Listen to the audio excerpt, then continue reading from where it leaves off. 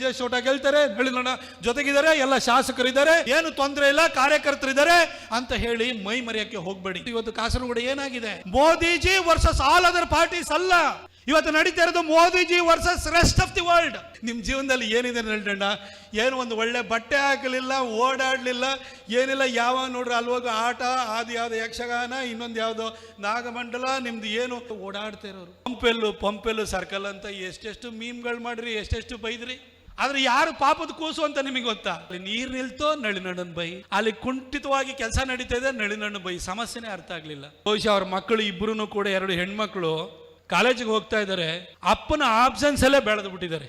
ಇದ್ರ ಮಧ್ಯದಲ್ಲಿ ರಾಜ್ಯಾಧ್ಯಕ್ಷ ಮಾಡಿದ್ರು ಅರುಣ್ ಕುಮಾರ್ ಪುತ್ತಿಲ್ ಅವರು.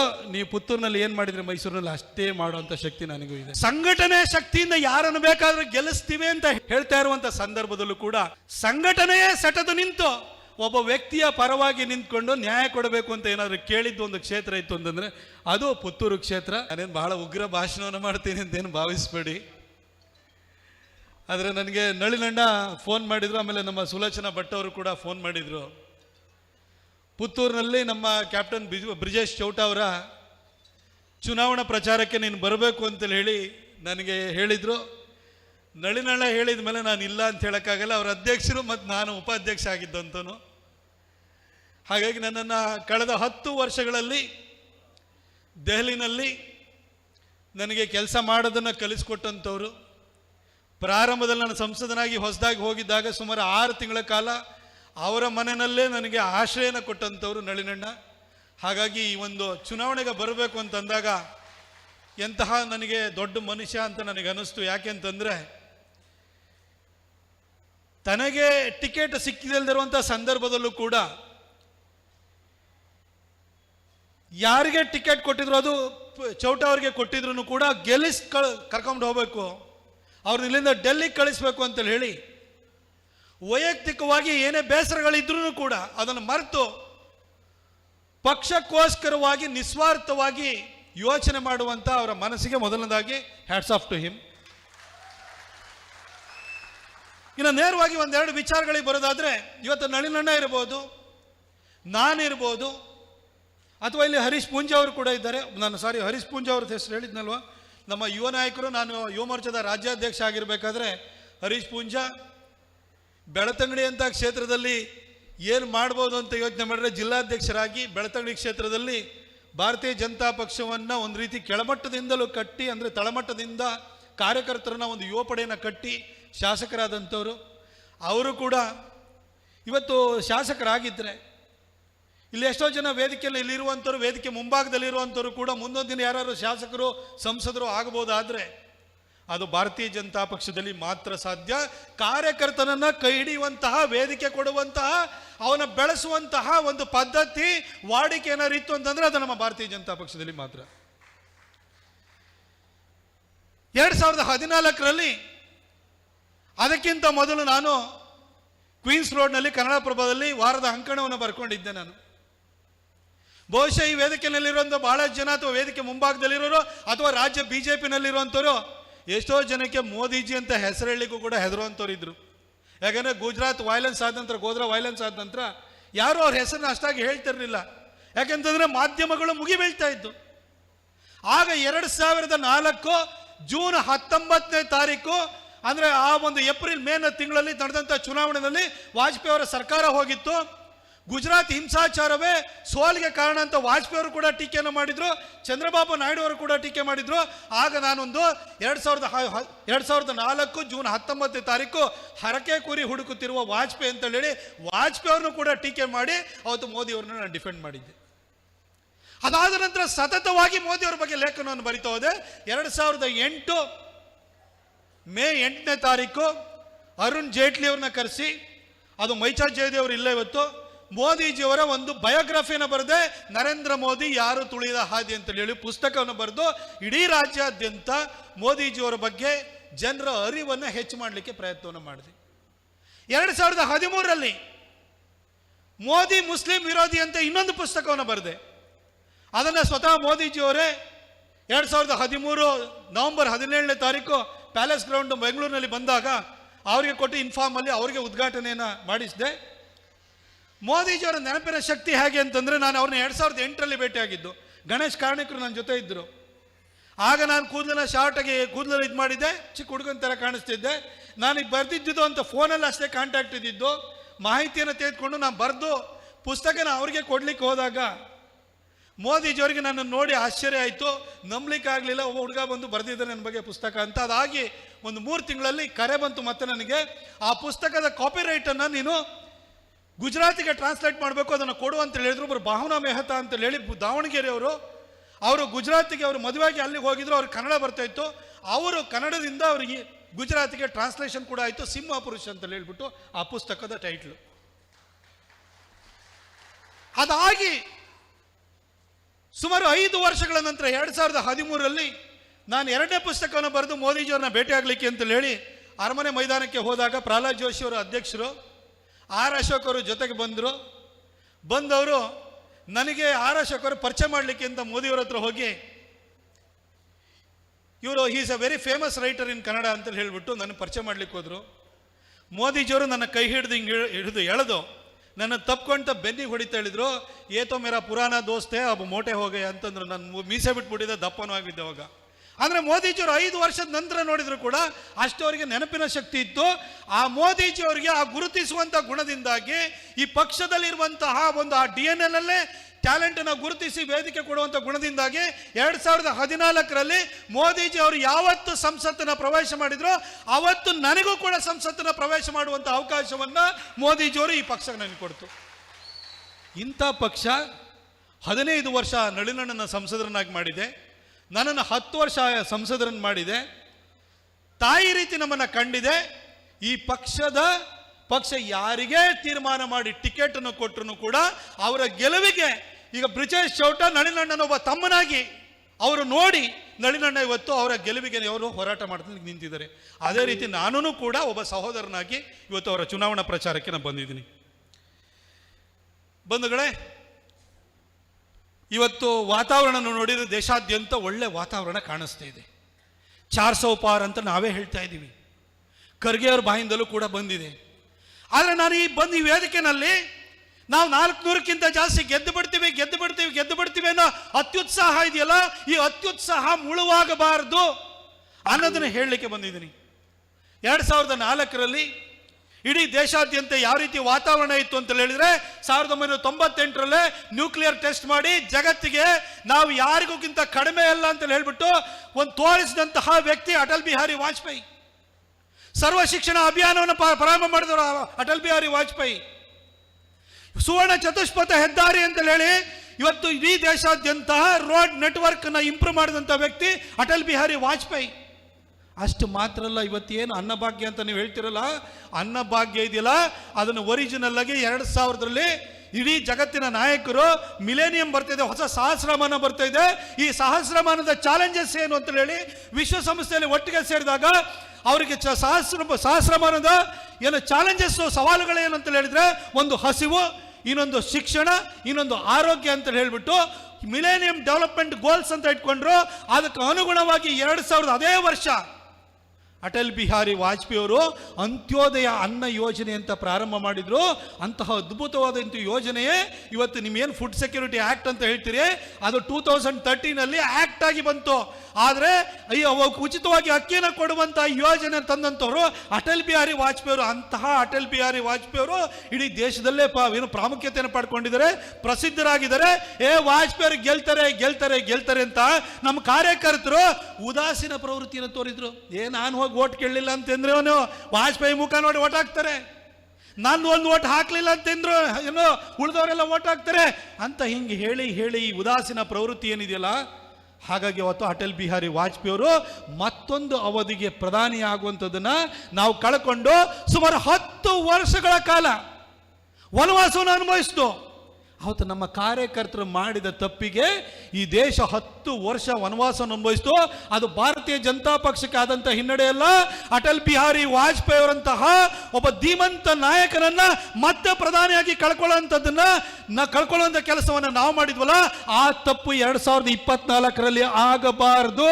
ಅದಕ್ಕೋಸ್ಕರವಾಗಿ ನಾವೆಲ್ಲ ಎಚ್ಚೆತ್ಕೊಂಡು ಕೆಲಸ ಮಾಡಬೇಕು. ಬ್ರಿಜೇಶ್ ಓಟ ಹೇಳ್ತಾರೆ, ಹೇಳಿಲ್ಲ, ಜೊತೆಗಿದ್ದಾರೆ, ಎಲ್ಲ ಶಾಸಕರಿದ್ದಾರೆ, 7 ಜನ ಶಾಸಕರಿದ್ದಾರೆ, ಏನು ತೊಂದರೆ ಇಲ್ಲ, ಕಾರ್ಯಕರ್ತರಿದ್ದಾರೆ ಅಂತ ಹೇಳಿ ಮೈ ಮರೆಯಕ್ಕೆ ಹೋಗಬೇಡಿ. ಒಂದು ಕಾಲದಲ್ಲಿ ಕಾಸರಗೋಡು ಕೂಡ, ಪಕ್ಕದಲ್ಲಿರೋ ಕಾಸರಗೋಡು ಕೂಡ ನಮ್ಮ ಪರವಾಗಿರುವಂಥವ್ರ ಸಂಖ್ಯೆ ಜಾಸ್ತಿ ಇತ್ತು. ಇವತ್ತು ಕಾಸರಗೋಡು ಏನಾಗಿದೆ? ದಕ್ಷಿಣ ಕನ್ನಡದಲ್ಲೂ ಕೂಡ ಒಂದು ಅಪಾಯಕಾರಿಯಾದಂಥ ವಾತಾವರಣ ಇದೆ.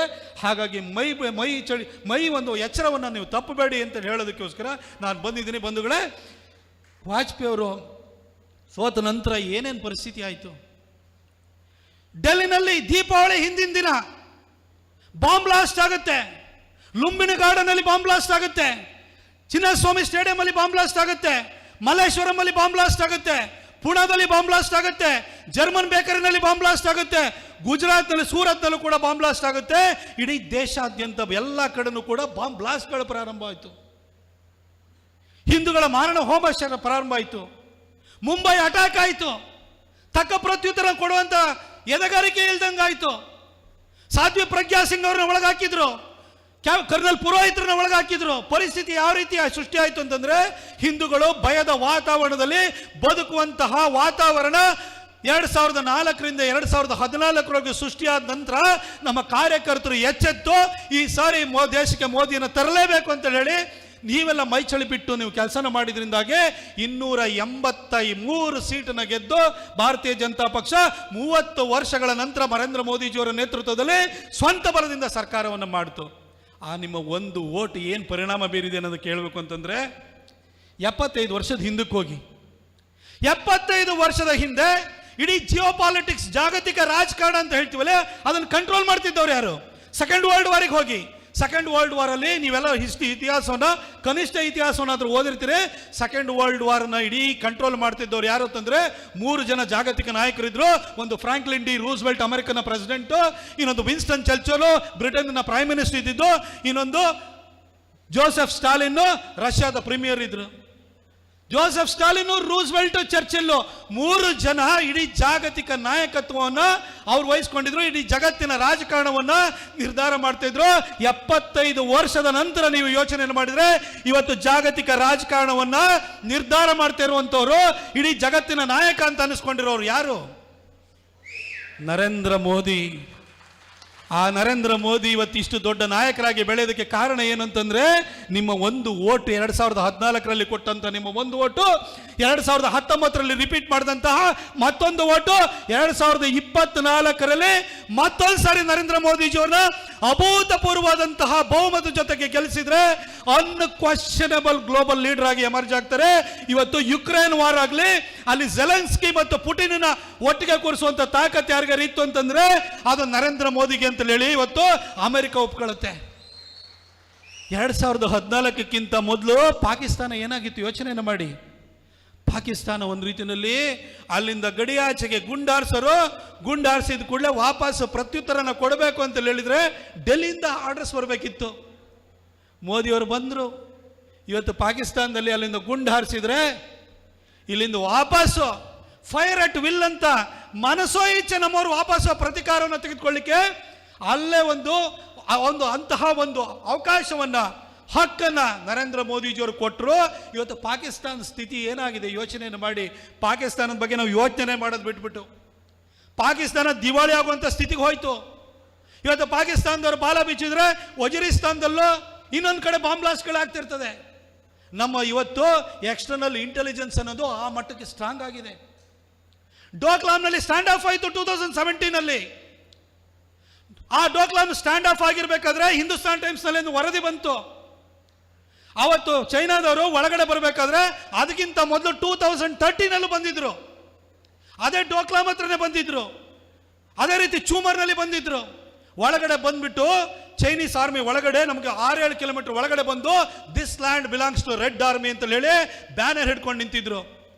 ಆದರೆ ಡೋಕ್ಲಾಮ್ ಸ್ಟ್ಯಾಂಡ್ ಆಫ್ ಆದಾಗ ಚೂಮರ್ನಲ್ಲಿ ಮತ್ತೆ ವಾಪಸ್ ಒಳಗಡೆ ಬಂದಾಗ ಮೋದಿಜಿಯವರು ಪ್ಯಾರಾ ಟ್ರೂಪರ್ಸ್ನ ಕಳಿಸಿ ಕಣ್ಣಿಗೆ ಕಣ್ಣಿಟ್ಟು ದೃಷ್ಟಿಗೆ ದೃಷ್ಟಿಯನ್ನು ನೆಟ್ಟು ಅವ್ರನ್ನ ವಾಪಸ್ ಪುಷ್ ಬ್ಯಾಕ್ ಅನ್ನು ಮಾಡಿದ್ರು. ಇದೆಲ್ಲ ಸಾಧ್ಯವಾಗಿದ್ದು ಯಾಕೆ? ಸ್ವಂತ ಬಲದಿಂದ ಒಂದು ಸರ್ಕಾರ ನಡೆಸುವಂತಹ ಶಕ್ತಿಯನ್ನ ನಿಮ್ಮ ಒಂದು ಓಟು ನರೇಂದ್ರ ಮೋದಿಜಿಯವರಿಗೆ ಕೊಟ್ಟಿದ್ರಿಂದಾಗಿ ಈ ದೇಶ ಒಬ್ಬ ಗಂಡು ಮಗನನ್ನ ಪ್ರಧಾನಿಯಾಗಿ ಪಡ್ಕೊಳ್ತು. ಅದು 2024ರಲ್ಲೂ ಬೇಕು. ಇವತ್ತು ನೀವು ಯೋಚನೆ ಮಾಡಿ, ಜಿಯೋ ಪಾಲಿಟಿಕ್ಸ್ ನಮಗೆ ಬಹಳ ಗಂಟೆಗಟ್ಟಲೆ ಹೇಳ್ಬೋದು, ಇಲ್ಲಿ ಎಷ್ಟೋ ಜನಕ್ಕೆ ಅರ್ಥ ಆಗ್ಬೋದು, ಅರ್ಥ ಆಗದಲ್ಲೇ ಇರ್ಬೋದು. ಇವತ್ತು Modiji versus all other parties ಅಲ್ಲ, ಇವತ್ತು ನಡೀತಾ ಇರೋದು Modiji versus rest of the world. ಇವತ್ತೇನು ನಮ್ಮ ಜೊತೆ ಅಮೆರಿಕ ಇದೆ ಅಂತ ತಿಳ್ಕೊಳ್ಬೇಡಿ, ರಷ್ಯಾ ಇದೆ ಅಂತ ತಿಳ್ಕೊಳ್ಬೇಡಿ, ಫ್ರಾನ್ಸ್ ಇದೆ ಅಂತ ತಿಳ್ಕೊಳ್ಬೇಡಿ, ಅಥವಾ ಜರ್ಮನಿ ಇದೆ, UK ಇದೆ ಅಂತ ತಿಳ್ಕೊಳ್ಬೇಡಿ. ಮೋದಿಜಿ ಅಂತ ನಾಯಕತ್ವವನ್ನು ಇವತ್ತು ಯಾರನ್ನು ಕೂಡ ಬೇರೆ ವೆಸ್ಟರ್ನ್ ಕಂಟ್ರೀಸ್ ಅವರು ಸಹಿಸ್ಕೊಳ್ಳಿಕ್ಕೆ ಸಾಧ್ಯ ಇಲ್ಲ, ಸಹಿಸ್ಕೊಳ್ಳೋದಿಲ್ಲ ಅವರು. ಇಂತಹ ಒಬ್ಬ ಮೋದಿಜಿ ಅಂತ ಒಬ್ಬ ನಾಯಕ ಬೆಳೀತು ಅಂತ ಹೇಳಿದ್ರೆ, ಒಂದು ಥರ್ಡ್ ವರ್ಲ್ಡ್ ಕಂಟ್ರಿಯಲ್ಲಿ ಇದ್ದಂತಹ ಒಂದು ದೇಶದ ನಾಯಕ ಗ್ಲೋಬಲ್ ಲೀಡರ್ ಆಗುವಂಥದ್ದನ್ನು, ಆ ರೀತಿ ಎಮರ್ಜ್ ಆಗುವಂಥದ್ದನ್ನು ಅವ್ರು ಯಾರು ಒಪ್ಕೊಳ್ಳೋಕೆ ರೆಡಿ ಇಲ್ಲ. ಆದರೆ ನಿಮ್ಮ ಒಂದು ಓಟು ಅಂತಹ ನಾಯಕತ್ವವನ್ನು ಕೊಟ್ಟಿದೆ, ಆ ನಾಯಕನನ್ನು ಉಳಿಸ್ಕೊಳ್ಬೇಕು. ನಾನು ಯಾಕಾಗಿ ವಿನ್ಸ್ಟನ್ ಚರ್ಚಿಲ್ ಹಾಗೆ ಸ್ಟಾಲಿನ್ ಮತ್ತೆ ರೂಸ್ವೆಲ್ಟ್ ಬಗ್ಗೆ ಹೇಳಿದೆ ಅಂತಂದ್ರೆ, 75 ವರ್ಷದ ಹಿಂದೆ ಅವರು ಪಾಲಿಟಿಕ್ಸ್ ನಿರ್ಧಾರ ಮಾಡ್ತಿದ್ರು. 75 ವರ್ಷದ ಹಿಂದೆ ನಾವು ಸ್ವಾತಂತ್ರ್ಯಕ್ಕೋಸ್ಕರ ಭಿಕ್ಷೆನ ಬೇಡ್ತಾ ಇದ್ದು, 75 ವರ್ಷದ ನಂತರ ನಾವು ಜಿಯೋ ಪಾಲಿಟಿಕ್ಸ್ ನಾವು ನಿರ್ಧಾರ ಮಾಡಿದ್ದೀವಿ. ಇವತ್ತು ಕೂಡ ಯಾರು ಹೇಳಿತು ಅಂತ ಹೇಳಿದ್ರೆ, ಏನು ಜಾಗತಿಕ ನಾಯಕತ್ವವನ್ನು ಯಾರು ನಿರ್ಧಾರ ಮಾಡ್ತಾರೆ ಅಂತಂದ್ರೆ PTM ಅಂತ ಹೇಳ್ತೀವಿ, ಪುಟಿನ್, ಟ್ರಂಪ್ ಅಂಡ್ ಮೋದಿ ಅಂತ ಹೇಳ್ತೀವಿ. ಟ್ರಂಪ್ ಸೋತಿದ್ರೆ ವಾಪಸ್ ಮತ್ತೆ ಬರ್ತಾರೆ. ಹಾಗೆ ಪುಟಿನ್ ಅದೊಂಥರ ಆಟೋಕ್ರಸಿ ಇರುವಂಥದ್ದು, ನಿರಂಕುಶ ಪ್ರಭುತ್ವ ಇರುವಂಥದ್ದು. ಆದರೆ ಜನರಿಂದ ಆಯ್ಕೆಯಾಗಿ ಜನರಿಂದ ಶಕ್ತಿನ ಪಡ್ಕೊಂಡು ಇವತ್ತು ಜಾಗತಿಕ ನಾಯಕರಾಗಿ ಹೊರಹೊಮ್ಮಿರುವಂಥವ್ರು ನರೇಂದ್ರ ಮೋದಿಜಿ. ಅವ್ರನ್ನ 2024ಕ್ಕೆ ಮತ್ತೊಂದ್ಸರಿ ಮರು ಆಯ್ಕೆಯನ್ನು ಮಾಡಿಕೊಡ್ಬೇಕು. ಅವರಿಗೆ ನಮ್ಮ ದಕ್ಷಿಣ ಕನ್ನಡದಿಂದಲಿರ್ಬೋದು, ಉಡುಪಿಯಿಂದ ಇರ್ಬೋದು, ನಮ್ಮ ಕರ್ನಾಟಕದಲ್ಲಿರುವಂಥ 28 ಸೀಟನ್ನು ಗೆಲ್ಲಿಸಿ ನಾವು ಕಳಿಸಿಕೊಡ್ತು ಅಂತ ಹೇಳಿದರೆ ಅವರ ಶಕ್ತಿ ಜಾಸ್ತಿ ಆಗುತ್ತೆ, ಈ ದೇಶದ ಶಕ್ತಿ ಜಾಸ್ತಿ ಆಗ್ತದೆ. ವಿವೇಕಾನಂದರು ಏನು ವಿಶ್ವಗುರು ಆಗುತ್ತೆ ಮುಂದೊಂದಿನ ಭಾರತ ಅಂತ ಹೇಳಿದ್ರು, ಅದು ಮೋದಿಜಿಯವರ ನೇತೃತ್ವದಲ್ಲಿ ಆಗಲಿಕ್ಕೆ ಸಾಧ್ಯ. ಮೋದಿಜಿಯವ್ರನ್ನ ಬಿಟ್ಟರೆ ತಿಳ್ಕೊಳ್ಳಿ, ಜಿಯೋ ಪಾಲಿಟಿಕ್ಸ್ನ ಜಾಗತಿಕ ರಾಜಕಾರಣ ಮೋದಿಜಿ ಅಷ್ಟು ಚೆನ್ನಾಗಿ ಅರ್ಥ ಮಾಡ್ಕೊಳ್ಳಿಕ್ಕೆ ಇನ್ನೊಬ್ಬ ಹುಟ್ಟಕ್ಕೂ ಸಾಧ್ಯ ಇಲ್ಲ. ಇನ್ನು 100 years ಅಲ್ಲಿ ಬರೆದಿಟ್ಕೊಳ್ಳಿ. ಲೀಡರ್ಗಳು ಹುಟ್ಟಬಹುದು, ವಾಗ್ಮಿಗಳು ಹುಟ್ಟಬಹುದು, ಆದರೆ ಮೋದಿ ಅವರ ರೀತಿಯಲ್ಲಿ ಜಾಗತಿಕ ರಾಜಕಾರಣವನ್ನು ಅರ್ಥ ಮಾಡಿಕೊಂಡಂತಹ ವ್ಯಕ್ತಿ ಹುಟ್ಟಕ್ಕೆ ಸಾಧ್ಯ ಇಲ್ಲ. ಇನ್ನೊಂದು ತಿಳ್ಕೊಳ್ಳಿ, ಒಂದು ವೇಳೆ ನರೇಂದ್ರ ಮೋದಿಜಿಯವರು ಈ ದೇಶದ ಪ್ರಧಾನಿ ಆಗಿಲ್ಲ ಅಂತ ತಿಳ್ಕೊಳ್ಳಿ, ಸುಪ್ರೀಂ ಕೋರ್ಟ್ ಯಾವುದೇ ಕಾರಣಕ್ಕೂ ರಾಮ ಜನ್ಮಭೂಮಿಯ ತೀರ್ಪನ್ನು ಕೊಡ್ಲಿಕ್ಕೆ ಸಾಧ್ಯವಾಗ್ತಿರ್ಲಿಲ್ಲ. ಸುಪ್ರೀಂ ಕೋರ್ಟಿಗೆ ಇಡೀ ಒಂದು ತೀರ್ಪನ್ನು, ನ್ಯಾಯಯುತವಾದಂತಹ ತೀರ್ಪನ್ನು ಕೊಟ್ಟಾದ ನಂತರ ಕೂಡ ಶಾಂತಿಯನ್ನು ಕಾಪಾಡುವಂತಹ ಒಂದು ಭರವಸೆಯನ್ನು ನರೇಂದ್ರ ಮೋದಿಜಿಯವರು ಕೊಟ್ಟ ನಂತರನೇ ಆ ತೀರ್ಪು ಹೊರಗಡೆ ಬಂತು. ಅದಕ್ಕಿಂತ ಮೊದಲೇನು ಗೊತ್ತಿರಲಿಲ್ವಾ? ಆ ಮಸೀದಿನ ಕಟ್ಟಿರುವಂಥದ್ದು, ಮಂದಿರನ್ನು ಹೊಡೆದಾಕಿ ಕಟ್ಟಿರೋದಂತ ಶತಮಾನಗಳಿಂದಲೂ ಗೊತ್ತಿತ್ತು. ಆದರೆ ತೀರ್ಪು ಕೊಡುವಂಥ ಧೈರ್ಯ ಇರಲಿಲ್ಲ. ಆ ಧೈರ್ಯ ಬಂದಿದ್ದು ಯಾರಿಂದಾಗಿ ಅಂತಂದ್ರೆ ಅದು ನರೇಂದ್ರ ಮೋದಿಜಿಯಿಂದಾಗಿ. ಆ ನರೇಂದ್ರ ಮೋದಿಜಿನವ್ರು ಕೊಟ್ಟವ್ರು ಯಾರಪ್ಪ ಅಂತ ಹೇಳಿದ್ರೆ ನೀವು. ಬಂಧುಗಳೇ, ನೇರವಾಗಿ ಒಂದೆರಡು ಸ್ಥಳೀಯ ವಿಚಾರಗಳಿಗೆ ಬರೋದಾದರೆ, ಈ ಶಾಸಕರು ಸಂಸದರು ಆದವರಿಗೆ ಅವರ ಎಷ್ಟೋ ಸರಿ ಅಲ್ಲಿ ಒಂದ್ಸರಿ ಶಾಸಕರಾದ್ಕೊಳ್ಳಿ, ಏನು ಸರ್ ನಿಮಗೇನು ಅಧಿಕಾರ ಸಿಕ್ಕಿಬಿಡ್ತು ಅಂತ ಹೇಳ್ತೀರಿ, ಏನು ಗೂಟದ ಕಾರಲ್ಲಿ ಓಡಾಡ್ತೀರಿ ಅಂತ ಹೇಳ್ತೀರಿ. ಟೀಕೆ ಅನ್ನೋದು ಬರೀ ಮನೆಯಲ್ಲಿ ಮಾತ್ರ ಅಲ್ಲ, ನಮ್ಮ ಮನೆಯಲ್ಲಿ ಮಾತ್ರ ಅಲ್ಲ, ಸಾರ್ವಜನಿಕರು ಎಲ್ಲ ಕಡೆ ಅನುಭವಿಸುವಂಥ ಸ್ಥಿತಿ ಇರುತ್ತೆ. ನಾನು ನಳಿನಣ್ಣನ ಯಾವಾಗಲೂ ಹೇಳ್ತಿದ್ದೆ, ನಳಿನಣ್ಣ ನಾವಾದರೂ ಪಾರ್ಟಿ ಗಿಟಿ ಆದರೂ ಮಾಡ್ತೀವಿ, ನೀವೇನು ಮಾಡೋದು, ಬರೀ ಇಲ್ಲಿ ಡೆಲ್ಲಿಗೆ ಬಂದರು ಗಂಜಿಯನ್ನು, ಬೆಂಗಳೂರಿಗೆ ಬಂದರು ಗಂಜಿಯನ್ನು, ಮೈಸೂರಿಗೆ ಬಂದ್ರೂ ಕೂಡ ಪೂಜಾರಿ ಫಿಶ್ ಲ್ಯಾಂಡಿಂದ ಗಂಜಿಯನ್ನು ತರಿಸ್ಬೇಕು. ನಿಮ್ಮ ಜೀವನದಲ್ಲಿ ಏನಿದೆ ನಳಿನಣ್ಣ? ಏನು ಒಂದು ಒಳ್ಳೆ ಬಟ್ಟೆ ಹಾಕಲಿಲ್ಲ, ಓಡಾಡಲಿಲ್ಲ, ಏನಿಲ್ಲ. ಯಾವಾಗ ನೋಡ್ರಿ ಅಲ್ಲಿ ಹೋಗೋ ಆಟ, ಅದು ಯಾವುದೋ ಯಕ್ಷಗಾನ, ಇನ್ನೊಂದು ಯಾವುದೋ ನಾಗಮಂಡಲ, ನಿಮ್ಮದು ಏನು ಎಷ್ಟು ಕಾರ್ಯಕ್ರಮಗಳು ಓಡಾಡ್ತಾ ಇರೋರು. ನಿಜ ಹೇಳಬೇಕು ಅಂತೇಳಿ ಹೇಳಿದರೆ, ಒಬ್ಬ ಶಾಸಕ ಸಂಸದನಾಗಿರೋನ ಕಷ್ಟ ಅವನ ಮನೆಯಲ್ಲಿ ಅವನ ಹೆಂಡತಿ ಮಕ್ಕಳು ಕೇಳಿದ್ರೆ ಗೊತ್ತಾಗುತ್ತೆ ಹೊರತು ಬೇರೆಯವ್ರಿಗೆ ಗೊತ್ತಾಗಲ್ಲ. ಅದರಲ್ಲೂ ವಿಶೇಷವಾಗಿ ದಕ್ಷಿಣ ಕನ್ನಡದಲ್ಲಿ 2013 ಎಲ್ಲ ಕಡೆ ಖಾಲಿಯಾಗೋಯ್ತಾ, ಯಾವ ಶಾಸಕರೇ ಇಲ್ದಂಗೆ ಆಗೋಯ್ತಾ. ಅಂತಹ ಪರಿಸ್ಥಿತಿನಲ್ಲಿ ನಳಿನ್ ಕುಮಾರ್ ಕಟೀಲ್ ಅವರು ಏಕಾಂಗಿಯಾಗಿ 2018 ಉಳಿದವರೆಲ್ಲ ಗೆದ್ದು ಬರೋವರೆಗೂ ಇಡೀ ಜಿಲ್ಲೆನ ಸುತ್ತಿದ್ದಂಥವ್ರು. ಅಲ್ಲಿ ಕಾಂಗ್ರೆಸ್ ಅಲ್ಲೇ ಬರ್ತಾರೆ, ಅಲ್ಲಿ ಹೋಯ್ತು ರಮಾನಾಥ್ ರೈ ಅವ್ರು ಬಂದರು, ಆ ಕಾರ್ಯಕ್ರಮ ಬಂದರು, ಖಾದರ್ ಬಂದರು, ಈ ಕಾರ್ಯಕ್ರಮಕ್ಕೆ ಬಂದರು. ನಮ್ಮ ಸಂಸದರು ಇರೋರೊಬ್ರು ಅವರು ಬಂದಿಲ್ವಾ? ಅವರು ಬರ್ತಾರೆ. ನಿಮ್ಮೂರಿಗೂ ಬರಬೇಕು, ಇನ್ನೊಂದು ಊರಿಗೆ ಬರಬೇಕು, ಆಟಕ್ಕೂ ಬರಬೇಕು, ಓಟಕ್ಕೂ ಬರಬೇಕು, ಅಂಡರ್ ಆರ್ಮ್ ಕ್ರಿಕೆಟ್ ಮ್ಯಾಚ್ಗೂ ಬರಬೇಕು, ಎಲ್ಲ ಕಾರ್ಯಕ್ರಮಗಳು ಬರಬೇಕು. ಒಬ್ಬ ಮನುಷ್ಯ ಎಷ್ಟು ಓಡಾಡ್ಬೋದನ್ನು ಯೋಚನೆಯನ್ನು ಮಾಡಿ. ಇಷ್ಟು ಓಡಾಟದ ಜೊತೆಗೆ ಸುಮಾರು ಹೆಚ್ಚು ಕಡಿಮೆ ಒಂದು 18,000 ಕೋಟಿ ರೂಪಾಯಿಯಷ್ಟು ಬರೀ ನ್ಯಾಷನಲ್ ಹೈವೇ ರೋಡ್ ಕನ್ಸ್ಟ್ರಕ್ಷನಲ್ಲಿ ತೊಗೊಂಬಂದಿದ್ದಾರೆ. ಅದಕ್ಕಿಂತ ಮೊದಲು ಧನಂಜಯ ಕುಮಾರ್ ಅವರಿದ್ದರು, ಅದಕ್ಕಿಂತ ಮೊದಲು ಪೂಜಾರಿ ಅವರಿದ್ದರು. ಈ 1952ರಿಂದ ನಳಿನ್ ಕುಮಾರ್ ಕಟೀಲ್ ಅವರು ಬರೋದಕ್ಕಿಂತ ಮೊದಲು ಎಷ್ಟು ರೋಡ್ ಕನ್ಸ್ಟ್ರಕ್ಷನ್ ಆಗಿತ್ತು ನೀವೇ ಯೋಚನೆಯನ್ನು ಮಾಡಿ. ಅಡಚಣೆಗಳು 106 ಇರ್ತವೆ. ಅಡಚಣೆಗಳ ಹೊರತಾಗಿಯೂ ಕೂಡ ಕೆಲಸವನ್ನು ಮಾಡಿದ್ರು. ನೀವೊಂದು ತಿಳ್ಕೊಳ್ಳಿ, 2009ರಿಂದ 2014ವರೆಗೂ ಅವರು ಸಂಸದರಾಗಿದ್ದಾಗ ಈ ದೇಶದ ಪ್ರಧಾನಿಯಾಗಿದ್ದಂಥವ್ರು ಮನಮೋಹನ್ ಸಿಂಗ್ ಅವರು ಕತ್ತಲು ಕವಿದಿತ್ತು. ಆ ಟೈಮ್ ಒಳಗಡೆ ಪಕ್ಷ ಕಟ್ಟುವ ಕೆಲಸವನ್ನು ಬಿಟ್ಟರೆ ಬೇರೆ ಏನೋ ಅಭಿವೃದ್ಧಿ ಕಾರ್ಯವನ್ನು ತರಲಿಕ್ಕೆ ಸಾಧ್ಯವಿರಲಿಲ್ಲ. ಆ ಸಂದರ್ಭದಲ್ಲೂ ಕೂಡ ಹೋರಾಟವನ್ನು ಮಾಡಿದರು. ಇವತ್ತು ನಿಮಗೆ ಹಾಸನದೊಂದು ಕತೆ ಹೇಳಬೇಕು. ಹಾಸನ್ ಟು ಮಾರನಹಳ್ಳಿ ಅಂತ 45 ಕಿಲೋಮೀಟರ್ ಸ್ಟ್ರೆಚ್ಚು ಸಿಮೆಂಟ್ ರೋಡು 2016ರಲ್ಲಿ ನಳಿನ್ ಕುಮಾರ್ ಕಟೀಲ್ ಅವರು ಬಂದರು. ಮಂಗಳೂರಿಗೆ ರಸ್ತೆ ಹೋಗಬೇಕು, ಅಲ್ಲಿಂದ ಮುಂದೆ ಹೋಗಬೇಕಾದ್ರೆ ಮಾರನಹಳ್ಳಿಯಿಂದ ಮುಂದೆ ಟನಲ್ ಮಾಡಬೇಕು. ಅದು ಅಪ್ರೂವಲ್ ಆಯಿತು. L&T ಅವರು ಕಾಂಟ್ರಾಕ್ಟ್ ತೊಗೊಂಡ್ರು, ಅಲ್ಲಿ ಐಸೋಲೆಕ್ಸ್ ಅವರು ಕಾಂಟ್ರಾಕ್ಟ್ ತೊಗೊಂಡ್ರು. ಹಾಸನ್ ಟು ಮಾರನಹಳ್ಳಿ 45 ಕಿಲೋಮೀಟ್ರು ರೋಡನ್ನು ಕನ್ಸ್ಟ್ರಕ್ಟ್ ಮಾಡಬೇಕಾದ್ರೆ ರೋಡ್ ಕೆಳಗಡೆ ಗ್ರಾನುಲರ್ ಸಬ್ಬೇಸಿಂದ ವೆಟ್ ಮಿಕ್ಸ್ ಮೆಕಾಡಮಿಯಿಂದ ಡೆನ್ಸ್ ಬಿಟುಮಿನಸ್ ಮೆಕಾಡಮಿಯಿಂದ BC ಬಿಟುಮಿನ್ ಕಾಂಕ್ರೀಟ್ ಅಂತ ಹಾಕ್ತೀವಲ್ಲ, 4 ಲೇಯರ್ ಹಾಕ್ತೀವಿ ನಾವು ಟಾರ್ ಹಾಕಬೇಕಾದ್ರೆ. ಈಗ ಇದನ್ನು ಸಿಮೆಂಟ್ ರೋಡ್ ಹಾಕಬೇಕಾದ್ರೆ ಅದಕ್ಕೂ ಕೂಡ ಜಲ್ಲಿ ಬೇಕು, ಎಂಸ್ಯಾಂಡ್ ಬೇಕು. ಹಾಸನಲ್ಲಿ ಆಗ ಜಿಲ್ಲಾಧಿಕಾರಿಗಳಾಗಿದ್ದರು, ಮಾಧ್ಯಮದವರು ಇರೋದು ನಾನು ಹೇಳಕ್ಕೆ ಹೋಗಲ್ಲ ಯಾರು ಅಂತ ನೀವೇ ಗುರುತು ಮಾಡ್ಕೊಳ್ಳಿ. ಕ್ವಾರಿ ಅಲಾಟ್ ಮಾಡಲಿಲ್ಲ, ಸಮಸ್ಯೆ ಶುರುವಾಯಿತು. ಸರ್ಕಾರ ನಮ್ದಿರಲಿಲ್ಲ. ನಳಿನಣ್ಣವ್ರು ಏನೇ ಹೋರಾಟ ಮಾಡಿದ್ರು ಸಿದ್ದರಾಮಯ್ಯನವ್ರ ಸರ್ಕಾರ ಇದ್ದಿದ್ದು. ಕೊನೆಗೆ ನಮ್ಮ ಸರ್ಕಾರ ಬಂದಾದ್ಮೇಲೆ ಅದನ್ನು ರೋಡನ್ನ ಮತ್ತೆ ಪುನರಾರಂಭ ಮಾಡಬೇಕು. ಮಂಗಳೂರಿಗೆ ಬರೋರೆಲ್ಲ ಹಾಸನ ಬೇರೆ MP ಇದ್ದಾರೆ ಅಂತ ನಿಮಗೆ ಗೊತ್ತೇ ಆಗ್ತಿರಲಿಲ್ಲ. ಮಂಗಳೂರಿಗೆ ಹೋಗ್ತಾ ಇರೋರು ಬಾರಿನಲ್ಲೂ ಕೂಡ ನಳಿನಣ್ಣ ಬೈಕೊಂಬರ್ತಾ ಇದ್ರಿ. ನೀವು ಮಾರನಹಳ್ಳಿವರೆಗೂ ಅವ್ರನ್ನೇ ಬೈಯೋದು, ಮಾರನಹಳ್ಳಿ ಮುಂದಕ್ಕೂ ಅವ್ರನ್ನೇ ಬೈಯೋದು. ಕೊನೆಗೆ ಐಸೋಲೆಕ್ಷನ್ ಅದು ಸ್ವೀಡಿಷ್ ಕಂಪನಿ. ಆ ಕಂಪನಿ ಈ ಒಂದು ಕ್ವಾರಿ ಗಲಾಟೆ ಒಳಗಡೆ ಬ್ಯಾಂಕ್ರಪ್ಟಿ ಆಗೋಯ್ತು. ಕೊನೆಗೆ ನಳಿನಣ್ಣ ಅದನ್ನು ನಿತಿನ್ ಗಡ್ಕರಿ ಅವ್ರ ಹತ್ರ ಮಾತಾಡಿ, ನಾನು ಕೂಡ ಜೊತೆಗೆ ಬಂದಿದ್ದೆ, ನಿತಿನ್ ಗಡ್ಕರಿ ಅವ್ರ ಹತ್ರ ಮಾತಾಡಿ, ಹಾಸನ ಅಂದ್ರೂ ನಾನು ಕೇಳಲ್ಲ, ನನ್ನನ್ನು ಬೈತಾರೆ ಅಂತೇಳಿ ಹೇಳಿ ಅದನ್ನು ರಾಜ್ ಕಮಲ್ ಕನ್ಸ್ಟ್ರಕ್ಷನ್ ಅಂತೆಲ್ಲ ಮಧ್ಯಪ್ರದೇಶ್ ಬೇಸ್ಡ್ ಒಂದು ಕಂಪನಿಗೆ ಸಬ್ ಕಾಂಟ್ರಾಕ್ಟ್ ಕೊಡಿಸಿ ಎಸ್ಕ್ರೋ ಅಕೌಂಟ್ ಓಪನ್ ಮಾಡಿಸಿ ಇವತ್ತು ಕಾಮಗಾರಿಯನ್ನು ಪುನರಾರಂಭ ಮಾಡಬೇಕಾದ್ರೆ ಅದಕ್ಕಿಂತ ಮೊದಲು ಸಾವಿರಾರು ಜನ ಜೊತೆ ಬೈಗಳನ್ನು ತೆಗೆದುಕೊಂಡಿದ್ದಾರೆ, ಬೈಗಳನ್ನು ತಿಂದಿದ್ದಾರೆ ನಳಿನಣ್ಣ. ಆದ್ರೂ ಕೂಡ ಬೈಗಳದ ಮಧ್ಯದಲ್ಲೂ ಕೂಡ ಆ ಕೆಲಸವನ್ನು ಪ್ರಾರಂಭ ಮಾಡಿದರು. L&T ಅವರು ಓಡೇ ಹೋಗ್ಬಿಟ್ರು. ಆಮೇಲೆ ಮತ್ತೆ ಅದನ್ನು ಎನ್ವಿರಾನ್ಮೆಂಟಲ್ ಕ್ಲಿಯರೆನ್ಸ್ ಸಿಗಲಿಲ್ಲ. ಈಗ ಅದನ್ನೇ ಕೂಡ ರೋಡ್ದು ಶೋಲ್ಡರ್ ವೈಡ್ನಿಂಗಿಗೆ ಅಂತಲೇ ಮತ್ತೆ 1,000 ಕೋಟಿ ರೂಪಾಯಿನ ರಿಲೀಸ್ ಮಾಡಿದ್ದಾರೆ. ಈಗ ನಿಮ್ಮ ಕಾರ್ಕಳ, ಕುಲಶೇಖರ ಎಲ್ಲ ಒಂದೊಂದು ರಸ್ತೆಗಳನ್ನ ಹೇಳ್ಬೋದು. ಆದರೆ ಒಂದು ಮಾತ್ರ ಹೇಳಲಿಕ್ಕೆ ಬಯಸ್ತೀನಿ, ಪಂಪೆಲ್ಲು ಸರ್ಕಲ್ ಅಂತ ಎಷ್ಟೆಷ್ಟು ಮೀಮ್ಗಳು ಮಾಡಿರಿ, ಎಷ್ಟೆಷ್ಟು ಬೈದ್ರಿ. ಆದರೆ ಯಾರು ಪಾಪದ ಕೂಸು ಅಂತ ನಿಮಗೆ ಗೊತ್ತಾ? ರೋಡ್ ಕನ್ಸ್ಟ್ರಕ್ಷನಲ್ಲಿ 3 ಟೈಪ್ಸ್ ಇರುತ್ತೆ. ಒಂದು EPC ಅಂತೇಳಿ ಹೇಳಿ, ಎಂಜಿನಿಯರಿಂಗ್ ಪ್ರೊಕ್ಯೂರ್ಮೆಂಟ್ ಅಂಡ್ ಕನ್ಸ್ಟ್ರಕ್ಷನ್ ಅಂತ. ಇನ್ನೊಂದು ಹ್ಯಾಮ್ ಅಂತ, ಹೈಬ್ರಿಡ್ ಆನ್ಯುಟಿ ಮೋಡ್ ಅಂತ ಹೇಳಿ. ಇನ್ನೊಂದು BOT ಅಂತ, ಬಿಲ್ಡ್ ಆಪರೇಟ್ ಅಂಡ್ ಟ್ರಾನ್ಸ್ಫರ್ ಅಂತ. ಈ UPA ಸರ್ಕಾರ ಇದ್ಬೇಕಾದ್ರೆ ಈ ಬಿಲ್ಡ್ ಆಪರೇಟ್ ಅಂಡ್ ಟ್ರಾನ್ಸ್ಫರ್ ಅಂತ ಹೇಳ್ಬಿಟ್ಟು ಈ BOT ಮಾಡೆಲ್ ಅಂತ ತರ್ತಾ ಇದ್ರು. ಅಂದರೆ ಕಾಂಟ್ರಾಕ್ಟ್ ಯಾವನ್ ತಗೋತಾನೆ ಅವನೇ ಲ್ಯಾಂಡ್ ಅಕ್ವಿಷನ್ ಮಾಡಬೇಕು, ಅವನೇ ಕನ್ಸ್ಟ್ರಕ್ಷನ್, ಅವನು ದುಡ್ಡು ಹಾಕಿ ಕನ್ಸ್ಟ್ರಕ್ಷನ್ ಮಾಡಬೇಕು. ಅವನಿಗೆ ಒಂದು 20 ವರ್ಷನೋ 25 ವರ್ಷ ಟೋಲ್ ಕಲೆಕ್ಷನ್ನು, ಅದಾದ ನಂತರ ಅವನು ಟ್ರಾನ್ಸ್ಫರ್ ಮಾಡಿ ಸರ್ಕಾರಕ್ಕೆ ಟ್ರಾನ್ಸ್ಫರ್ ಮಾಡಿ ಹೋಗಬೇಕು. ಆದರೆ ಸಮಸ್ಯೆ ಏನಾಗ್ತಿತ್ತು ಅಂದರೆ 80% ರೋಡ್ ಕನ್ಸ್ಟ್ರಕ್ಷನ್ ಆದ ಕೂಡಲೇ ಅವನು ಟೋಲ್ ಸ್ಟಾರ್ಟ್ ಮಾಡ್ಬೋದಿತ್ತು. ಅಳಿದೋಳು ಕೆಲಸನ ಮಾಡ್ತಾನೆ ಇರಲಿಲ್ಲ. ನವಯುಗ ಕನ್ಸ್ಟ್ರಕ್ಷನ್ ಅಂತ ಹೇಳ್ಬಿಟ್ಟು ಆ ತೊಕ್ಕೊಟ್ಟಿಂದ ಮುಂದಕ್ಕೆ ನೀವು ಏನು ಉಡುಪಿಗಾಗಿ ಹೋಗುವಂಥ ರಸ್ತೆ ಏನಿದೆಯಲ್ಲ ಅದನ್ನು ತೊಗೊಂಡದ್ದು ನವಯುಗ ಕನ್ಸ್ಟ್ರಕ್ಷನ್ನು. ರಾಜಶೇಖರ್ ರೆಡ್ಡಿ ಮಗಂದು ರೋಡನ್ನು ಕಂಪ್ಲೀಟ್ ಮಾಡಿರೋ ಪಂಪೆಲ್ ಹತ್ರ ನಿಮಗೆ ಫ್ಲೈಓವರ್ ಮಾಡಲಿಲ್ಲ, ತೊಕ್ಕೊಟ್ಟು ಹತ್ರ ಫ್ಲೈಓವರ್ ಮಾಡಲಿಲ್ಲ, ಉಡುಪಿ ಹತ್ರ ಫ್ಲೈಓವರ್ ಮಾಡಲಿಲ್ಲ. ಬೆಳಗ್ಗಾನ ಎದ್ದು ಹೇಳ್ತಿದ್ರಿ ನೀವು, ನಳಿನಣ್ಣನ ಬೈತಿದ್ರಿ. ಆದರೆ ಕಾನೂನಿನಲ್ಲಿ ಅವನಿಗೇನು ಬಗ್ಸಕ್ಕೆ ಸಾಧ್ಯವಾಗ್ತಿರಲಿಲ್ಲ. ಯಾಕೆಂದರೆ 80% ರೋಡ್ ಕನ್ಸ್ಟ್ರಕ್ಷನ್ ಆದಮೇಲೆ ಟೋಲ್ ಸ್ಟಾರ್ಟ್ ಮಾಡ್ಬೋದಿತ್ತು. ಆದರೆ ಅಲ್ಲಿ ನೀರು ನಿಲ್ತೋ ನಳಿನಣ್ಣನ ಬೈ, ಅಲ್ಲಿ ಕುಂಠಿತವಾಗಿ ಕೆಲಸ ನಡೀತಾ ಇದೆ ನಳಿನಣ್ಣನ ಬೈ. ಸಮಸ್ಯೆನೇ ಅರ್ಥ ಆಗಲಿಲ್ಲ. ನಾನು ಯಾಕೆ ಹೇಳ್ತಾ ಇದ್ದೀನಿ ಅಂತಂದರೆ 15 ವರ್ಷ ಅನ್ನೋದಿದೆಯಲ್ಲ ಅದು ನಳಿನಣ್ಣಗೆ ಅದು ಹೂವಿನ ಹಾಸಿಗೆ ಆಗಿರಲಿಲ್ಲ.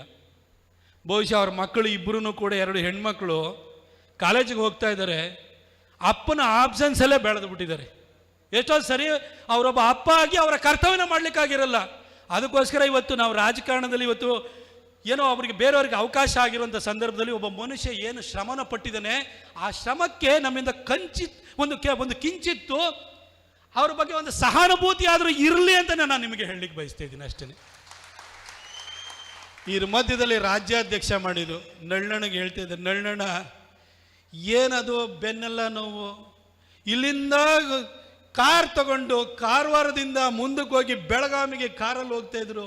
ನಳ್ಳಣ್ಣ ನಿಮ್ಗೇನೋ ಹುಚ್ಚಿಡ್ದಿದ್ದು ಯಾಕೆ ಹೇಳಿದೆ ನಾನು? ಇಲ್ಲ, ಪಕ್ಷ ಕಟ್ಟಬೇಕು, ಪಕ್ಷದ ಪರಿಸ್ಥಿತಿ ಹಿಂಗಿದೆ, ಓಡಾಡಬೇಕು, ಮಾಡೋಕ್ಕೆ ಸಂಘಟನೆ ಮಾಡೋಕೆ. ಬಹುಶಃ 18 ಸಾರಿ ಇಡೀ ರಾಜ್ಯ ಪ್ರವಾಸವನ್ನು ಮಾಡಿದ್ದಾರೆ. ನಮ್ಮ ಬಿಜೆಪಿನ ಕಟ್ಟಿದಂಥ ಇಷ್ಟುವರೆಗೂ ನಾಯಕರುಗಳಿದಾರಲ್ಲ, ಅವರು ಜೀವಿತಾವಧಿನಲ್ಲಿ 30-40 ವರ್ಷಗಳ ರಾಜಕಾರಣದಲ್ಲಿ ಇಡೀ ರಾಜ್ಯವನ್ನು ಎಷ್ಟು ಸಾರಿ ತಿರುಗಾಟ ಮಾಡಿದ್ದಾರೆ, ಅದನ್ನು ನಳಿನಣ್ಣ ಕೇವಲ 4 ವರ್ಷದಲ್ಲಿ ತಿರುಗಾಟವನ್ನು ಮಾಡಿದ್ದಾರೆ. ನೋಡಿ, ಅವರು ಸ್ವಯಂ ಸೇವಕರಾಗಿದ್ದವ್ರನ್ನ ತಗೊಂಬಂದು ಪಕ್ಷ ಏನು ಮಾಡಿದ್ರು, ಸಂಸದರನ್ನು ಮಾಡಿದರು. ಸಂಸದರು ಮಾಡಾದ್ಮೇಲೆ ಇಲ್ಲಿ ಯಾರು ಶಾಸಕರ ಇಲ್ದಂಗೆ ಆಯಿತು, ಇಡೀ ಜಿಲ್ಲೆ ಓಡಾಡಿರು. ಆಮೇಲೆ ಶಾಸಕರು 2018ರಲ್ಲಿ ಬಂದರು, 2019ರಲ್ಲಿ ಪುನರಾಯ್ಕೆ ಆದರು. ಆಮೇಲೆ ಪಕ್ಷ ತಗೊಂಡೋಗಿ ಅನಾಮತ್ತಾಗಿ ಅವರು ಅಧ್ಯಕ್ಷರು ಮಾಡಿಬಿಟ್ಟು ಇಡೀ ರಾಜ್ಯ ತಿರುಗುವಂತು. ಒಬ್ಬ ಮನುಷ್ಯನಿಂದ ಸಂಘಟನೆ ಅನ್ನೋದು ಬಹಳಷ್ಟು ನಿರೀಕ್ಷೆಯನ್ನು ಮಾಡಿದಾಗ ಸಂಘಟನೆಯವರು ಅವರನ್ನ ರಾಜ್ಯವನ್ನು ಓಡಾಟ ಮಾಡಲಿಕ್ಕೆ, ಸಂಘಟನೆ ಮಾಡಲಿಕ್ಕೆ ಅಂತ ಕಳಿಸಿದ್ದಾರೆ ಅಂತ ಹೇಳಿ ಎಷ್ಟೋ ಒಂದು ಸ್ವಲ್ಪ ನಾವು ಅವ್ರ ಬಗ್ಗೆ ಸಹಾನುಭೂತಿಯನ್ನು ಇಟ್ಕೊಳ್ಬೇಕಾಗುತ್ತೆ. ಇನ್ನು ಮುಂದೆ ಆದರೂ ಇಟ್ಕೊಳ್ಳಿ ಅಂತೇಳಿ ಹೇಳ್ಬಿಟ್ಟು ನಾನು ಒಬ್ಬ ಸಂಸದನಾಗಿ ಇಷ್ಟೆಲ್ಲ ಕೆಲಸವನ್ನು ಮಾಡಿ ಜನರ ಕೈಲಿ ಬಯಸ್ಕೊಂಡು ಹೊಗಳಿಸ್ಕೊಂಡು ನಾನು ನಿಮ್ಮೊಬ್ಬ ಕಿರಿಯ ಸಹೋದರನಾಗಿ ಅಥವಾ ನನಗಿಂತ ಚಿಕ್ಕವರಿಗೆ ಹಿರಿಯ ಸಹೋದರನಾಗಿ ಹೇಳಲಿಕ್ಕೆ ಬಯಸ್ತೀನಿ. ನಾವೆಲ್ಲ ಪಕ್ಷಕ್ಕಿಂತ ಯಾರು ದೊಡ್ಡವರಲ್ಲ, ನಾವೆಲ್ಲ ಪಕ್ಷಕ್ಕೆ ಕೆಲಸ ಮಾಡುವಂಥವ್ರು.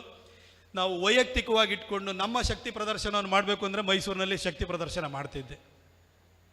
ನಾನು ಯಾವುದೇ ರೀತಿಯಲ್ಲಿ ನಾನು ಬೇರೆ ಏನು ಯೋಚನೆ ಮಾಡಲ್ಲ. ಏನೇ ಯೋಚನೆ ಮಾಡಿದ್ರು ಕೂಡ ಅರುಣ್ ಕುಮಾರ್ ಪುತ್ತಿಲ್ ಅವರು, ನೀವು ಪುತ್ತೂರಿನಲ್ಲಿ ಏನು ಮಾಡಿದರೆ ಮೈಸೂರಿನಲ್ಲಿ ಅಷ್ಟೇ ಮಾಡುವಂಥ ಶಕ್ತಿ ನನಗೂ ಇದೆ. ಆದರೆ ನಾವು ನಮ್ಮ ಶಕ್ತಿ ಪ್ರದರ್ಶನವನ್ನು ಮಾಡಲಿಕ್ಕೆ ನಾವು ಹೋಗಲಿಲ್ಲ, ಯಾಕೆಂದರೆ ಪಕ್ಷ ನಿಷ್ಠೆ. ಆದರೆ ಅರುಣ್ ಕುಮಾರ್ ಪುತ್ತಿಲ್ ಅವರಿಗೆ ನಾನು ನಿಮಗೆ ಒಂದು ಮಾತು ಹೇಳಲಿಕ್ಕೆ ಬಯಸ್ತೇನೆ. ಎಷ್ಟೋ ಸಾರಿ ಸಂಘಟನೆಯಲ್ಲಿ ಎಲ್ಲೋ ಸರಿ ನ್ಯಾಯ ಸಿಕ್ಕಿಲ್ಲ ಅನ್ನೋಂಥ ಪ್ರಶ್ನೆ ಬಂದಾಗ ಸಂಘಟನೆ ಶಕ್ತಿಯಿಂದ ಯಾರನ್ನು ಬೇಕಾದರೂ ಗೆಲ್ಲಿಸ್ತೀವಿ ಅಂತ ಹೇಳ್ತಾ ಇರುವಂಥ ಸಂದರ್ಭದಲ್ಲೂ ಕೂಡ ಸಂಘಟನೆಯೇ ಸೆಟದು ನಿಂತು ಒಬ್ಬ ವ್ಯಕ್ತಿಯ ಪರವಾಗಿ ನಿಂತ್ಕೊಂಡು ನ್ಯಾಯ ಕೊಡಬೇಕು ಅಂತ ಏನಾದರೂ ಕೇಳಿದ್ದು ಒಂದು ಕ್ಷೇತ್ರ ಇತ್ತು ಅಂತಂದರೆ ಅದು ಪುತ್ತೂರು ಕ್ಷೇತ್ರ. ಬಹುಶಃ ಅಷ್ಟು ಪ್ರೀತಿ ವಿಶ್ವಾಸವನ್ನು ನೀವು ಕಾರ್ಯಕರ್ತರ ಜೊತೆ ನೀವು ಬೆಳೆಸ್ಕೊಂಡಿದ್ದೀರಿ. ಇನ್ನು ಮುಂದೆ ಆ ಶಕ್ತಿ ನಿಮಗೆ ವೈಯಕ್ತಿಕವಾಗಿ ನಿಮ್ಮ ವರ್ಚಸ್ಸಿನಿಂದ ಬೆಳೆಸ್ಕೊಂಡಿರುವಂಥ ಶಕ್ತಿಯನ್ನು ಕೂಡ ಈ ಒಂದು ಲೋಕಸಭಾ ಚುನಾವಣೆಯಲ್ಲಿ ನಾವು ನರೇಂದ್ರ ಮೋದಿಜಿಯವರನ್ನು ಮತ್ತೆ ದೇಶದ ಪ್ರಧಾನಿ ಆಗಲಿಕ್ಕೆ ನಾವೆಲ್ಲರೂ ಸೇರಿ ದಾರೆ ಎರೆಯೋಣ ಅಂತ ಹೇಳ್ತಾ, ಎಲ್ಲರೂ ನಮ್ಮ ನಾಯಕರುಗಳಿದ್ದೀರಿ. ನಾನು ಓದಿದ್ದು ಇದೇ ಊರಿನಲ್ಲಿ, ಅಂದರೆ ನಾನು SDM ಉಜಿರೆಯಲ್ಲಿ ಓದಿದ್ದು, ಆನಂತರ ಮಾಸ್ಟರ್ ಡಿಗ್ರಿ ಮಾಡಿದ್ದನ್ನು ಕೂಡ ನಾನು ಕೊಣಾಜೆಯಲ್ಲಿ. ನನಗೆ ಈ ಊರಿಗೆ ಬರೋದ್ರಂತ ಖುಷಿ. ಇವತ್ತು ಏನಾದ್ರು ದೇವಸ್ಥಾನ ಅಂತೇಳಿ ಹೇಳಿದ್ರೆ ದಕ್ಷಿಣ ಕನ್ನಡಕ್ಕೆ ಬರೋದು ನಾನು. ನಮಗೆ ಏನೋ ಒಂದು ಆತ್ಮಸ್ಥೈರ್ಯ ಬೇಕು ಅಂತೇಳಿ ಹೇಳಿದ್ರು ಕೂಡ ಇಲ್ಲಿಯ ದೇವರುಗಳನ್ನೇ ಮೊರೆ ಹೋಗುವಂಥದ್ದು. ನಾನು ಭಾಳ ಪ್ರೀತಿಯನ್ನು ಕೊಟ್ಟಿದ್ದೀರಿ, ವಿದ್ಯೆನ ಕೊಟ್ಟಿದ್ದೀರಿ, ಅನ್ನವನ್ನು ಕೊಟ್ಟಿದ್ದೀರಿ. ಈ ಭಾಗದ ಜನ ನಿಮ್ಮೆಲ್ಲರಿಗೂ ಕೂಡ ನನ್ನ ಕೃತಜ್ಞತೆಯನ್ನು ಅರ್ಪಿಸ್ತಾ, ಮತ್ತೊಮ್ಮೆ ನಾನು ವಿಷಯಾಂತರ ಅಂತ ಭಾವಿಸ್ಬೇಡಿ. ನಾವು ಇಂಥ ಸಂದರ್ಭದಲ್ಲಿ ಒಬ್ಬ ರಾಜಕಾರಣಿಯ ಸಮಸ್ಯೆನೂ ಹೇಳಬೇಕು. ಬ್ರಿಜೇಶ್ ಚೌಟ ಅವರಿಗೆ ಜೂನ್ 4ನೇ ತಾರೀಕು ನಂತರ ಅವ್ರ ಬಗ್ಗೆನೂ ಕೂಡ ಇವತ್ತು ನಳಿನಣ್ಣನ ಬಗ್ಗೆ ಯಾವ ರೀತಿ ನಿರೀಕ್ಷೆಯನ್ನು ಇಟ್ಕೊಂಡು ಕೊನೆಸರಿ ಟೀಕೆ ಮಾಡಿದರೆ, ಬ್ರಿಜೇಶ್ ಚೌಟ ಅವ್ರ ಬಗ್ಗೆನೂ ಕೂಡ ಅವ್ರು ಗೆದ್ದಾದ ನಂತರನೂ ಕೂಡ ಕ್ಷೇತ್ರವನ್ನು ಅರ್ಥ ಮಾಡ್ಕೊಳ್ಳಿಕ್ಕೆ, ಒಂದಷ್ಟು ಅಭಿವೃದ್ಧಿ ಕಾರ್ಯವನ್ನು ತರೋದಕ್ಕೆ ಅವರಿಗೂ ಒಂದಷ್ಟು ಒಳ್ಳೆಯ ಕಾಲಾವಕಾಶವನ್ನು ಕೊಡಿ ಅಂತೇಳಿ ಹೇಳಿ, ನನ್ನ ಸಹೋದರನಿಗೂ ಕೊಡಿ, ಕೂಡಲೇ ಜಜ್ಮೆಂಟಲ್ಲಿ ಆಗಬೇಡಿ ಅಂತೇಳಿ ಹೇಳಿ ನಿಮಗೂ ಕೂಡ ಒಂದು ಮನವಿಯನ್ನು ಮಾಡಿಕೊಂಡು ಮತ್ತೊಮ್ಮೆ ನರೇಂದ್ರ ಮೋದಿಜಿಯವ್ರನ್ನ ಈ ದೇಶದ ಪ್ರಧಾನಿ ಮಾಡೋಣ. ನಾವು ನೀವೆಲ್ಲ ಒಟ್ಟಿಗೆ ಕೆಲಸ ಮಾಡೋಣ. ಎಷ್ಟೋ ಸರಿ ನಮಗೆ ಮನಸ್ಸಿಗೆ ಒಂದೊಂದು ಸರಿ ಕಸಿವಿಸಿ ಆಗಿರುತ್ತದೆ, ಮನಸ್ಸೊಳಗಡೆ ಎಷ್ಟೋ ಒಂದೊಂದು ಸರಿ ನಮಗೆ ಇವರಲ್ಲದೆ ಅವರಾಗಿದ್ದರೆ ಒಳ್ಳೆಯದು, ಈ ಥರ ಭಾವನೆಗಳು ಇರ್ತವೆ. ಆದರೆ ನಾನು ಕಾರ್ಯಕರ್ತ ಬಂಧುಗಳಲ್ಲಿ ಇಷ್ಟೇ ಕೇಳುವಂಥದ್ದು, ಆ ಸೃಷ್ಟಿಕರ್ತ ಬ್ರಹ್ಮ ಹುಟ್ಟಿಸಿದ ಅಪ್ಪ ಅಮ್ಮನೇ ನಮ್ಮನ್ನು ಸಮಾಧಾನ ಮಾಡೋಕ್ಕಾಗಿರಲ್ಲ. ಯಾರೊಬ್ಬ MLAನೋ MP ನೋ ಕ್ಯಾಂಡಿಡೇಟೋ ಎಲ್ಲರನ್ನೂ ಸಮಾಧಾನ ಮಾಡೋಕ್ಕಾಗಲ್ಲ. ಆದರೆ ನಮ್ಮೆಲ್ಲರ ಗುರಿ, ಉದ್ದೇಶ, ಸಂಕಲ್ಪ, ಪ್ರಾರ್ಥನೆ ಅದು ನರೇಂದ್ರ ಮೋದಿಜಿಯವ್ರನ್ನ ಮತ್ತೊಮ್ಮೆ ಈ ದೇಶದ ಪ್ರಧಾನಿಯಾಗಿ ಮಾಡಬೇಕು. ಭಾರತೀಯ ಜನತಾ ಪಕ್ಷ ಮುಂದಿನ 50 ವರ್ಷಗಳ ಕಾಲ ಸತತವಾಗಿ ಈ ದೇಶವನ್ನು ಆಳಬೇಕು ಅನ್ನೋ ಒಂದು ಗುರಿ ಉದ್ದೇಶವನ್ನು ಇಟ್ಕೊಂಡು ನಾವೆಲ್ಲ ಮುನ್ನಡೆಯೋಣ ಅಂತ ಹೇಳ್ತಾ, ನಾನು ಕರೆದು ಮಾತಾಡಲಿಕ್ಕೆ ಅವಕಾಶನ ಮಾಡಿಕೊಟ್ಟಂತ ಎಲ್ಲರಿಗೂ ವಂದಿಸಿ, ಬ್ರಿಜೇಶ್ ಚೌಟ ಅವರಿಗೆ ಆಲ್ ದಿ ಬೆಸ್ಟ್. ಗೆದ್ದು ಬರ್ತೀರಿ. ನಿಮ್ಮ ಜೊತೆ ಕಾರ್ಯಕರ್ತರು ಇದ್ದಾರೆ, ನಮ್ಮೆಲ್ಲ ನಾಯಕರು ಇದ್ದಾರೆ, ನಳಿನಣ್ಣನು ನಿಮ್ಮ ಜೊತೆ ಇದ್ದಾರೆ, ನಾವೆಲ್ಲ ನಿಮ್ಮ ಜೊತೆ ಇದ್ದೀವಿ. ಗೆದ್ದು ಒಳ್ಳೆಯ ಕೆಲಸವನ್ನು ಏನು ನಳಿನಣ್ಣ ಮಾಡಿದ್ದಾರೆ ಆ ಒಳ್ಳೆಯ ಕೆಲಸವನ್ನು ನೀವು ಮುಂದುವರಿಸಿ ಅಂತ ಹೇಳಿ ನಿಮಗೆ ಹಾರೈಸ್ತಾ ನನ್ನ ಮಾತನ್ನು ಮುಗಿಸ್ತೀನಿ. Thank you. ಬೋಲೋ ಭಾರತ್ ಮಾತಾ ಕಿ. ಸುದ್ದಿ ಚಾನಲ್, ಕ್ಷಣ ಕ್ಷಣದ ಸುದ್ದಿಗಾಗಿ.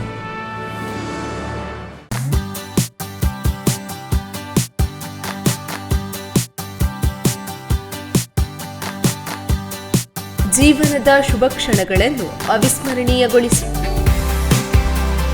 ಮದುವೆ, ನಿಶ್ಚಿತಾರ್ಥ, ಸೀಮಂತದಂತಹ ಶುಭ ಕಾರ್ಯಗಳಿಗೆ ನಗರದ ಹೃದಯ ಭಾಗದಲ್ಲಿರುವ 750ರಿಂದ 1000 ಜನರ ಕಾರ್ಯಕ್ರಮ ಮಾಡಲು ಯೋಗ್ಯವಾದ ಎಸಿ, ನಾನ್ ಎಸಿ, ಬ್ಯಾಂಕ್ವೆಟ್ ಹಾಲ್ ಮತ್ತು ಡೈನಿಂಗ್ ಹಾಲ್, ವಿಶಾಲವಾದ ವಾಹನ ಪಾರ್ಕಿಂಗ್, ಪ್ರತ್ಯೇಕ ಡ್ರೆಸ್ಸಿಂಗ್ ರೂಮ್ ಸೌಲಭ್ಯದೊಂದಿಗೆ ಅರುಣ ಕಲಾ ಮಂದಿರ, ಮುಖ್ಯ ರಸ್ತೆ, ಪುತ್ತೂರು.